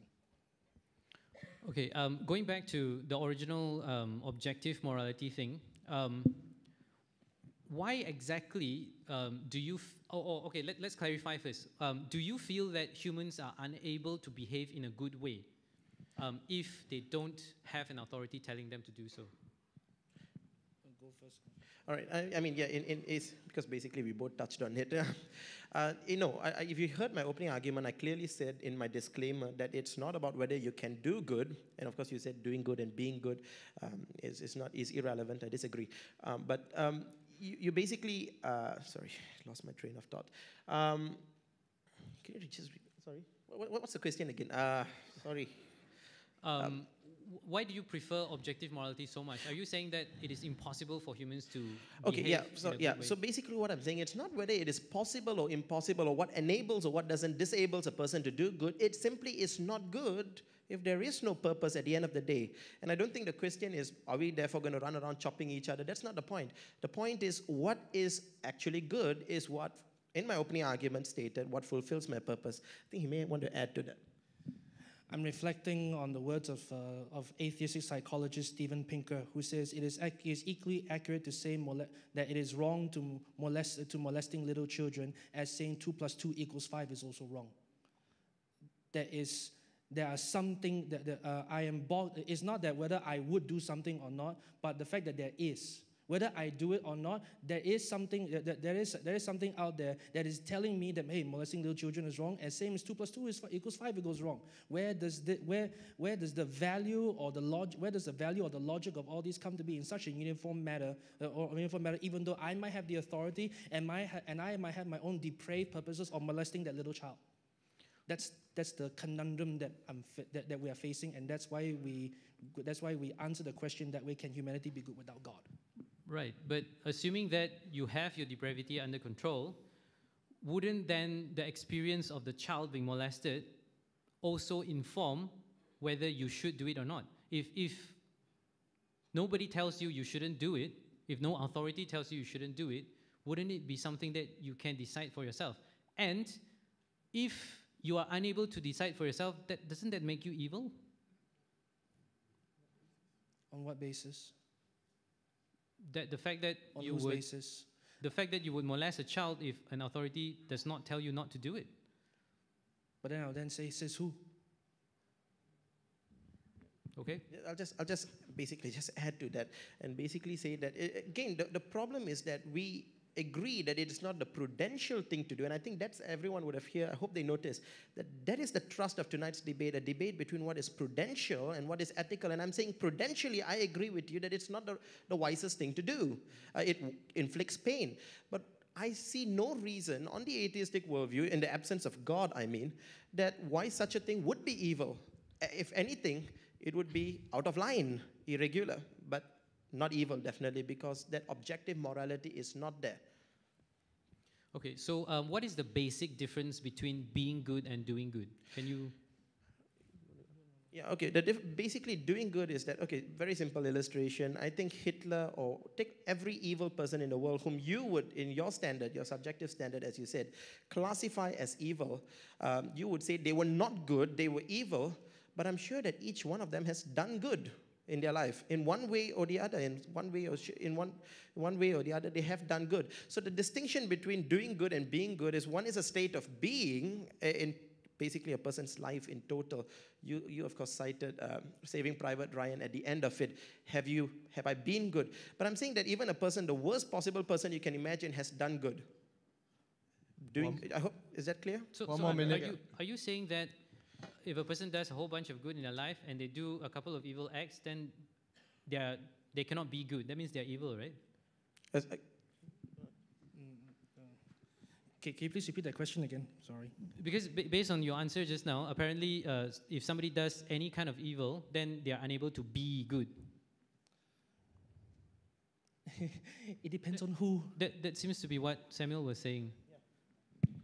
Yeah. Okay, basically what I'm saying is that if they've done evil, they would need to basically pay the price for it. I think that the whole gist of the argument on depravity is that not only does, when you put, you see, I think we need to go beyond what just saying that we cannot be good. Samuel, because in the interest of time, can I just, because the topic says, can humanity be good without God? Are you sort of saying that humanity cannot be good even with God? Because we're all depraved, and I'm sure you're not saying that. No, I think if you heard my third argument, Willie, you would realize that I said because of God, and namely the sacrifice of Jesus Christ, that is the only hope of humanity of actually being good. And you're right to say that I feel that sin tarnishes our ability to be good. So basically, if you've done wrong, for example, if I've parked my car every single day of the year and just one day parked it wrong, I cannot accuse the law enforcement guy to saying, why didn't you give me a coupon for parking 365 days right, but put a summons the one day I put wrong. I'm still an offender, even if I make one mistake. All right.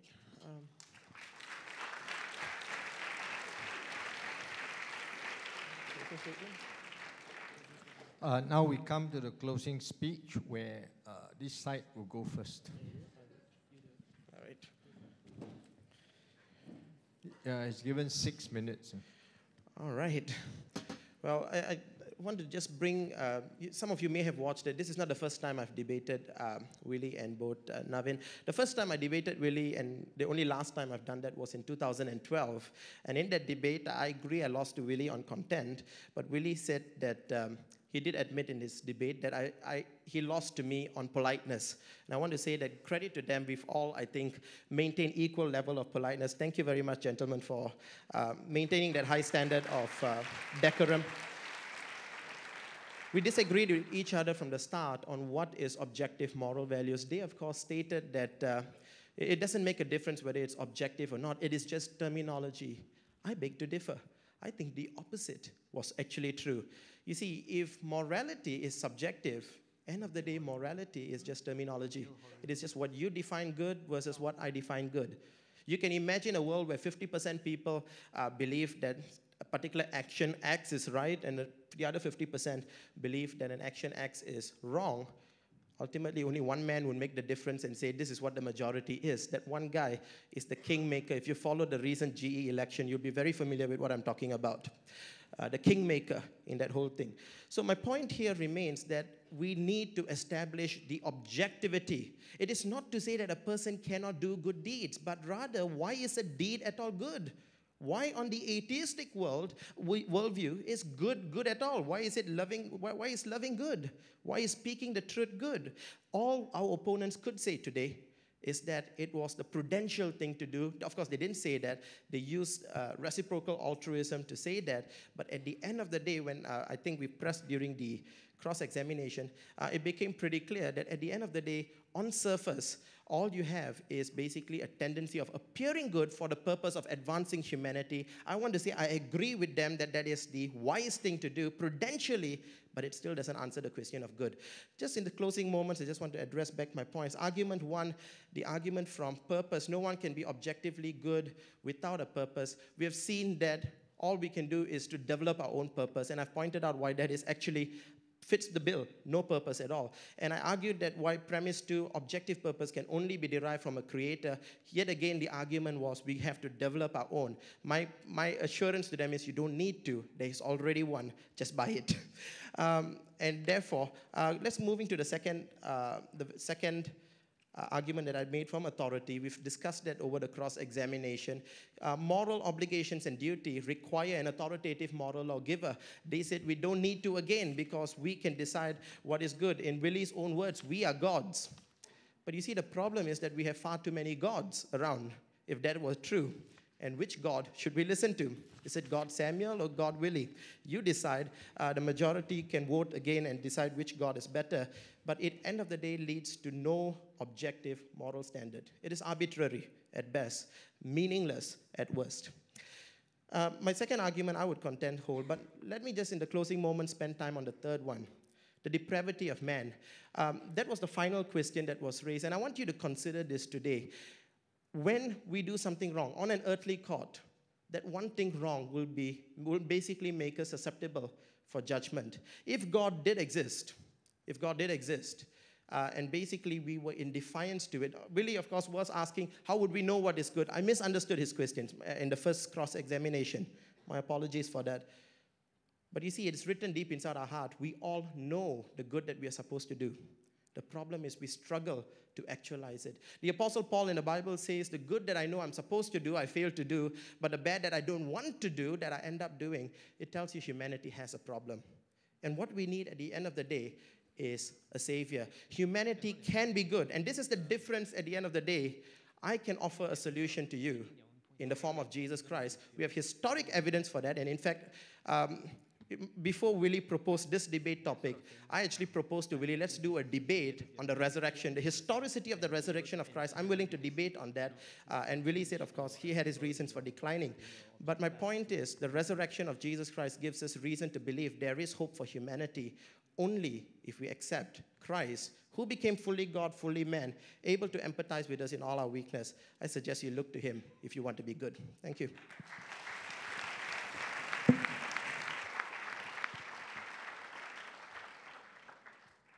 Now, I invite the other side to give their closing speech.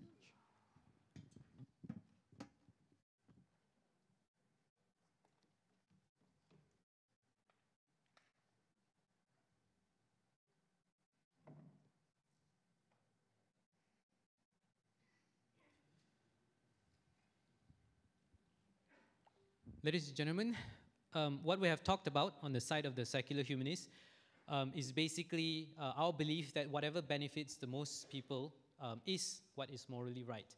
And on the other hand, what we have heard from the theist side is that the objective morality is absolutely necessary, and to be good, with a focus on the difference between being and doing good, and how this can only come from some kind of authority. Now, if you've been following the debate closely, and as Samuel and I both feared, we did quite a lot of talking past each other this debate. It's something adjudicators really hate in British parliamentary debating, same training, him as well, as it is really annoying for the audience, because you then have to try to keep in your mind two totally different arguments which don't really talk to each other. But I think that in a debate like this, it is something which is quite unavoidable. However, considering both sides of the issue, I feel that the question at the end of the day is that, do you agree that humans are capable of judging what is good for all of us, considering that, and even Christians, even with your objective morality, are we able to decide what is good for all of us to pursue those purposes, those moralities, and are we capable of deciding what we can do for that good? Ladies and gentlemen, I used to tell my friends that there are two types of atheists, the lazy atheists and the conceited atheists. The lazy ones apparently turn to atheism simply because they got lazy to go to church, every Sunday and everything. Maybe they do exist. However, I hope we've shown to you today that there is a conceited brand of atheism, those of us who really have thought it through, maybe a little bit too much. We've gone from questioning the religious dogma people often take as absolute truth to exploring what we should do with the lives that we have, that question of purpose that was brought up today. I personally have this really bad tendency to tell people, and myself, that we're no better than monkeys.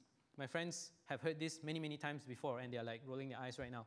Unless we've thought long and hard about the choices that we make in life and how we want to live our lives, how are we better than monkeys? And it's got nothing to do with evolution or any of those sensitive stuff.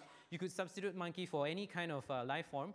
It's about the fact that our life routine from birth, learning, mating, raising a family, and death is pretty standard for every creature on earth, regardless of what species you are. Sure, we have formal education. Instead of observing your elders, we get a job instead of climbing a tree to get a banana, but the basic purpose of those activities remain the same. We're here to survive. There is every evidence that we are servants of our genes. The Dawkins quote that Samuel likes so much, but unfortunately misquotes, refers to genes, not people. In the absence of blah, blah, blah, blah, blah, isn't the only thing that remains is meaningless existence. He's referring to genes, right? You are driven by your genes. The life cycle of every living creature on earth is in service to it. It's responsible for icky things like horniness and masturbation. Say it quietly because we're in a church. And more uplifting things like love, maternal, paternal bonds, and our determination to survive. Now, I know it's starting to sound a little depressing. I depress myself sometimes, but we do get to the good part. We know that we are the only species so far that can transcend this. We can figure out better ways to live together. We are capable of dedicating our lives to improving the lives of others, yes, at our own cost. And the best part of it all, is that we can decide to do this. We can decide to do this of our own accord by no greater authority. And we can help to advance humanity by having conversations like this, exactly like this. We try to figure out what works for all of us, or at least as many of us as possible. And we do this as free-thinking persons rather than surrendering to our natural inclinations, the prejudices of our peers, and on our part at least, the questionable commands of an alleged higher power. Now, who do you trust more? Someone who decides not to steal your money because they have reasoned out for themselves that it is the right thing to do, or someone who decides the same because he's afraid he'll be punished for it? Who is truly good in this particular situation? A lot of what is good stems from what ensures that we are able to survive, to continue exploring the important questions in life, in determining what fulfills us, all of us, and refining our purpose as individuals. So until aliens come along, to us, secular humanism seems a pretty awesome worldview to rally around. And if you disagree with humanism, the secular part at least has to apply to all of us to maximize good. In a world where different individuals may not necessarily agree on all things, the common ground should be what directly affects the human condition here and now. My right to swing my fist ends where your nose begins. The freedom to swing your fist is good. Maybe you're practicing some kind of martial arts. The right not to have your nose punched is also good. And there should be a good middle ground between the two. Thank you.